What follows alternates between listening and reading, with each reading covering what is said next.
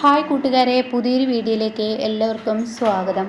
അങ്ങനെ അമ്പിളി വന്നിട്ട് പറയാണ്, ഇപ്പോൾ അവനിനി വരത്തില്ലെന്ന് തോന്നുന്നു. അതുകൊണ്ട് തന്നെ ഇവിടെ സച്ചിയങ്കളും അതുപോലെ ഇന്ദ്രനൊന്നും വന്നില്ലല്ലോ, അതിനെ അവരാരും ക്ഷണിച്ചിട്ടില്ലല്ലോ. ക്ഷണിച്ചില്ലെങ്കിലും ഉദ്ഘാടനക്കാര്യം പറഞ്ഞിരുന്നല്ലോ എന്ന് പറയുമ്പോൾ അവരൊക്കെ പിന്നെ വന്നോളൂ അമ്പിളി, നമുക്കിപ്പോൾ ഈ ചടങ്ങ് കഴിയട്ടെ, എന്തായാലും മനസ്സമാധാനത്തോടു കൂടി നിൽക്കണമല്ലോ, എന്നിട്ട് നല്ലൊരു ഫംഗ്ഷൻ തന്നെ നടത്തണം, എല്ലാവരെയും വിളിച്ചിട്ട് ആരെയും ഒഴിവാക്കരുതെന്നൊക്കെ പറയുമ്പോൾ അത് വേണം, അങ്ങനെ ഒരു ഫംഗ്ഷൻ വേണം എന്ന് പറയാൻ കേട്ടോ. എന്നാൽ ഇതൊക്കെ ആദിത്യൻ ഇങ്ങനെ താഴെ നിന്ന് കേൾക്കുന്നുണ്ട്. അപ്പോൾ തന്നെ രഘു പറയാണ്, അതിനു മുന്നേ അമ്മാവനെ ഇവിടെ നിന്ന് പറഞ്ഞു വിടണം, പിന്നീട് ആദിത്യനെ ഒരു പൂട്ടുക തന്നെ വേണം എന്നിങ്ങനെ പറയുന്നുണ്ട് കേട്ടോ. അപ്പോൾ താൻ ഇതൊക്കെ കേൾക്കുമ്പോൾ അത് ശരിയാണെന്ന് ദാസ് പറയണം. അപ്പം അമ്പിളി പറയണേ, ഇത് മനസ്സമാധാനമില്ലാത്തൊരു ഉദ്ഘാടനമായി, നെഞ്ചിടിപ്പോട് കൂടിയിട്ടാണ് ഈ ഉദ്ഘാടനം നടത്തുന്നത്, മനുഷ്യന്മാർക്ക് ഇന്നൊരു ശോകം തന്നെ എന്നൊക്കെ ഇങ്ങനെ പറയുന്നു.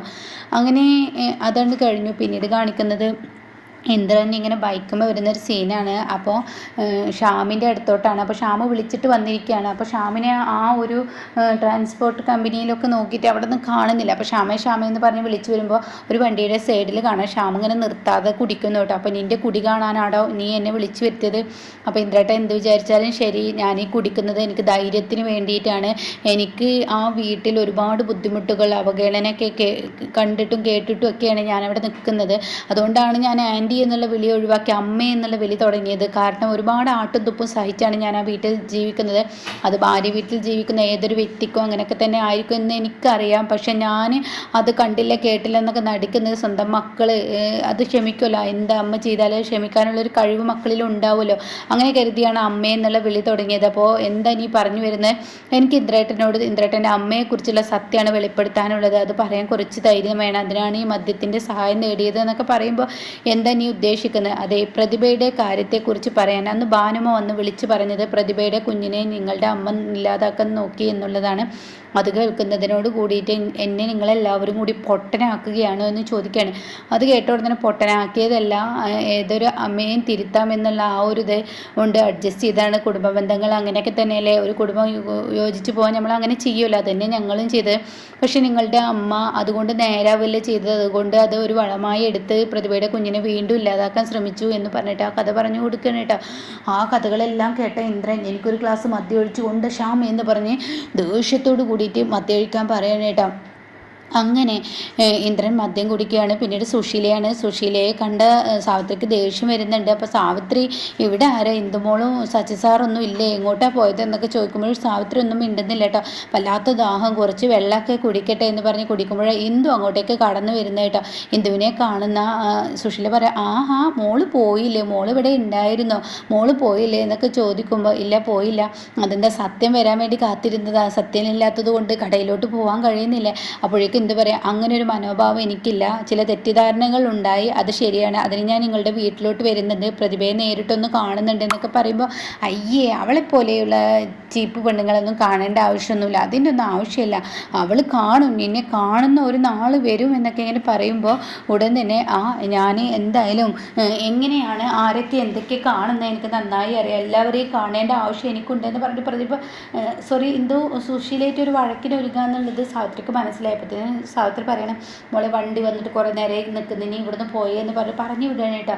അങ്ങനെ കുറച്ചിങ്ങ് കഴിഞ്ഞിട്ടുള്ള ഒരു സീനാണ്, അതായത് നമ്മുടെ മുന്നിൽ കട്ട് ചെയ്തിട്ടാണ് കാണിക്കുന്നത്. അപ്പോൾ സുശീല ചോദിക്കണം, അപ്പോൾ ഇന്ദുമോളോട് ഇതൊന്നും പറഞ്ഞില്ലേ എന്ന് ചോദിക്കുന്നുണ്ട്. ഇല്ല, ഇന്ദുമോളോട് എന്നല്ല, ഞങ്ങൾ തമ്മിൽ തന്നെ പരസ്പരം അങ്ങോട്ടും ഇങ്ങോട്ടും പറഞ്ഞിട്ടില്ല, ഞാനും ഏട്ടനും തമ്മിൽ, കാരണം ഇത് പറയാൻ ഞങ്ങൾക്ക് അത്ര അംഗീകരിക്കാൻ പറ്റാത്തൊരു കാര്യമാണെന്ന് പറയട്ടെ. അപ്പോൾ ഇന്ദ്രൻ പറയാം, അപ്പോൾ എൻ്റെ മകൻ ഇന്ദ്രൻ ഇത്ര മോശക്കാരനാണോ എന്ന് സുശീല ചോദിക്കുകയാണ്. അപ്പോൾ തന്നെ മോശക്കാരനായതുകൊണ്ടല്ല, അവളുടെ വലിയേട്ടനായി കണ്ടിരുന്ന ഒരാൾ നാളെ ഭർത്താവ് എന്ന് പറയുന്നത് അത് അംഗീകരിക്കാൻ കഴിയില്ല.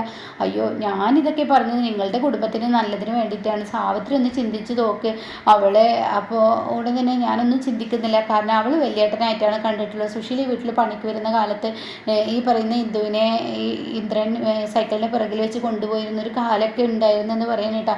അപ്പോൾ ഉടൻ തന്നെ അങ്ങനെയൊക്കെ ഉണ്ടാവും, പക്ഷേ എങ്ങനെയാവാലോ, കാരണം ഇന്ദുവിനൊരു നല്ലൊരു ജീവിതം, ഇന്ദ്രൻ എന്ത് നല്ല മാച്ചാണ് ഈ പേര്, അതിനൊന്ന് ആലോചിച്ച് നോക്കുക എന്നൊക്കെ എന്നെ പറയുന്നുണ്ട് കേട്ടോ. അപ്പോൾ തന്നെ സാവിത്രിയുടെ മനസ്സ് എന്താ വേണ്ടതെന്നുള്ള അങ്ങനെ ഇതിൽ നിൽക്കുകയാണ്.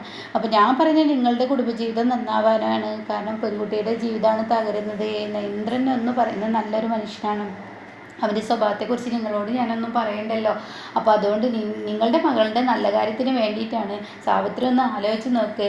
അപ്പോൾ ഞാനൊരു കാര്യം പറയട്ടെ, ഇന്ദുമോൾ ഒരിക്കലും ഈ ഒരു ബന്ധത്തിന് സമ്മതിക്കില്ല. ഇപ്പോഴെ തന്നെ ഇന്ദുമോൾക്ക് ഒരു സംശയത്തിൻ്റെ ഒരു ഇതുണ്ട് അവളുടെ സ്വഭാവത്തിൽ. അതിനുശേഷം വളരെ ദേഷ്യത്തിലാണ് എല്ലാവരോടും സംസാരിക്കുന്നത്.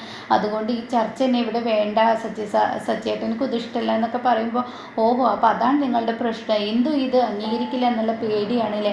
എന്നാൽ ഇന്ദു ഇത് അംഗീകരിച്ചാൽ നിങ്ങൾ ഇന്ദുവിൻ്റെയും ഇന്ദ്രൻ്റെയും കല്യാണം നടത്തുമ്പോൾ അത് കേൾക്കുന്ന സാവിത്രി പറയാം, എന്താ ഈ പറയുന്നത്, ഞങ്ങളത് ആലോചിക്കുന്നു പോലും ഇല്ല എന്ന് പറഞ്ഞില്ലേ, പിന്നെ എന്തിനാണ് അത്? ഓക്കെ, എന്ത് സമ്മതിച്ചാൽ നിങ്ങൾക്ക് സമ്മതമാണ്, നിങ്ങളുടെ കുഞ്ഞിൻ്റെ ജീവിതമാണ് നല്ലപോലെ ആവാൻ പോകുന്നതെന്നൊക്കെ പറഞ്ഞിട്ട് സുശീല ശരിയെന്ന് പറഞ്ഞ് അവിടെ നിന്ന് ഇറങ്ങുകയാണ് കേട്ടോ. അപ്പോഴാണ് സച്ചി വരുന്നത്. സച്ചിയെ കാണുന്ന സുശീലക്ക് ഒരുപാട് സന്തോഷം. എന്നാൽ സച്ചിക്കാണെങ്കിൽ കലി കൊണ്ട് നിൽക്കുകയാണ് കേട്ടോ. അപ്പോൾ സച്ചി ഇങ്ങനെ നോക്കുമ്പോൾ എന്താ സച്ചി സാറേ എവിടെ പോയി വരികയാണോ? ഗോകുലിൻ്റെ അടുത്തോട്ടാണോ? ഓ ഗോകുലിൻ്റെ അടുത്തോട്ട്. അപ്പോൾ ഗോകുലിൻ്റെ ജാമ്യത്തിൻ്റെ കാര്യം എന്തായി? അപേക്ഷിച്ചിട്ടുണ്ട്, എന്തായാലും വക്കീലിനോട് കാര്യങ്ങളൊക്കെ പറഞ്ഞിട്ടുണ്ട്. ഇപ്പം കണ്ടില്ല സച്ചി സാറേ, എൻ്റെ മകൻ ഇങ്ങോട്ടേക്ക് കയറുമ്പോഴേക്കും ഈ വീടിന് നല്ല കാലം വന്നു. ഇപ്പം നല്ല കാലമാണ്, ഇനി നിങ്ങൾക്ക് വെച്ചടി കയറ്റാണ്.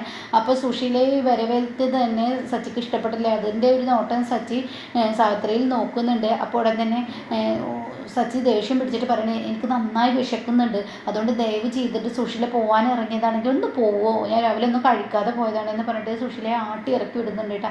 അപ്പോൾ സുശീല അവിടെ നിന്ന് ഇറങ്ങി പോവുകയാണ്. പിന്നീടാണെങ്കിലോ സച്ചി സാവിത്രി ഇങ്ങനെ നോക്കുമ്പോൾ സാവിത്രി നന്നായി പേടിക്കുന്നുണ്ട് കേട്ടോ.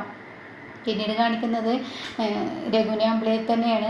അവരവരുടെ കടയിൽ ഇങ്ങനെ നോക്കുമ്പോൾ മാഷും ദാസും കൂടി സംസാരിക്കുന്നത്. അപ്പോൾ തന്നെ അമ്പിളി പറയണേ, അച്ഛനൊന്ന് പറഞ്ഞു വിടുമോ, അതിലെന്താ അവനെ പേടിക്കണ്ടല്ലോ, ഇനിയെങ്കിലും ഈ ഒരു കമ്പനി മനസ്സമാധാനത്തോടു കൂടി ഇന്ന് ഇവിടെ നിൽക്കാനാണ്, അപ്പോൾ ഒന്ന് പറഞ്ഞു വിടുമോ എന്ന് ചോദിക്കുകയാണ്. അപ്പോൾ രഘുവിനെയും കൂട്ടിയിട്ട് അവരങ്ങോട്ടേക്ക് ചെല്ലുകയാണ് കേട്ടോ. അപ്പോൾ രഘു പറയാണ്, ദാസങ്ങളെ 3 മണിക്ക് നമുക്കൊരു മീറ്റിംഗ് ഉണ്ട്, ഇവിടുത്തെ സ്റ്റാഫുകളായിട്ട് സംസാരിക്കണം, അപ്പോൾ അത് മീറ്റിംഗ് നടത്തണം, അപ്പോൾ അമ്മ അവിടെ തനിയാകണ്ട, അമ്മ വീട്ടിലോട്ട് പോയിക്കോളൂ, ഒന്നെങ്കിൽ ദാസങ്ങളുടെ വീട്ടിലോട്ടോ അല്ലെങ്കിൽ അനുപമയുടെ അടുത്തോട്ടോ പോയിക്കോളൂ. അപ്പോൾ ദാസ് പറയാം, എൻ്റെ വണ്ടി ഇവിടെ കിടപ്പുണ്ട്, അതിൽ പോയിക്കോളൂ എന്നൊക്കെ അതിനെ പറയുന്നുണ്ട് കേട്ടോ.